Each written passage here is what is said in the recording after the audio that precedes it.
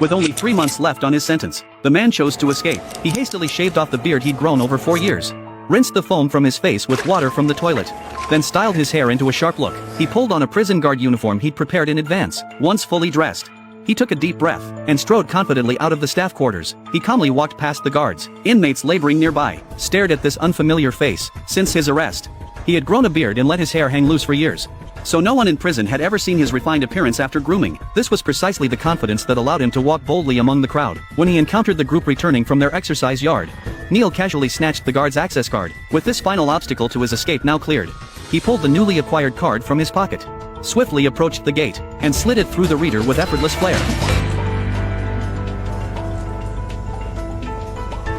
And so, under the watchful eyes of onlookers, a prisoner walked through the prison gates in plain sight, completed his escape. He breathed in the air of freedom once more. Glancing around, he promptly located his getaway vehicle. Despite nearly 4 years behind bars, his skills remained sharp. Not only that, he even calmly pulled from his pocket the cassette tape he prepared beforehand, the one track that best captured his current state of mind. To throw off the agent's pursuit, he drove straight to the airport, following his plan. He bought a valet's uniform nearby. When he spotted a Rolls-Royce pull up in front of the terminal, he knew his target vehicle had arrived. He sprinted forward, pretending to be a parking attendant.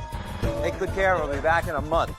Not only did he get his hands on the luxury car, but he also pocketed a generous tip. Now, the Statue of Liberty ornament on the hood carried his freedom. Meanwhile, elite agent Tim, who had previously arrested Neil, waited anxiously at the bank for the locksmith to open the vault safe and retrieve crucial evidence for the Dutchman case. Just as the locksmith cracked the code and prepared to open the safe, Tim sensed something was amiss. Wait!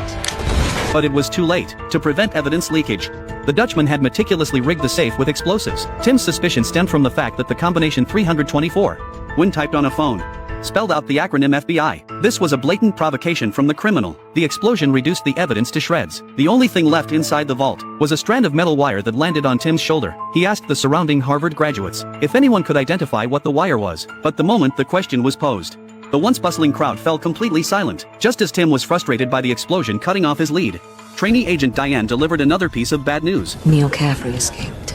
As the only agent who had ever apprehended Neil, the federal commander naturally assigned him the task of recapturing him once more. Upon receiving the assignment, Tim rushed to the prison to swiftly review the entire sequence of Neil's escape. Upon entering Neil's cell, he was immediately drawn to the time markers etched into the wall. A man who had meticulously counted down his sentence day by day had chosen to break out with only 3 months remaining. This defied all logic. Tim deduced that such a decision must have stemmed from some unforeseen emergency, demanding his immediate attention. He promptly requested access to Neil's recent visitation logs. The records showed Neil's girlfriend Kate had visited weekly, but had been absent for the past few weeks.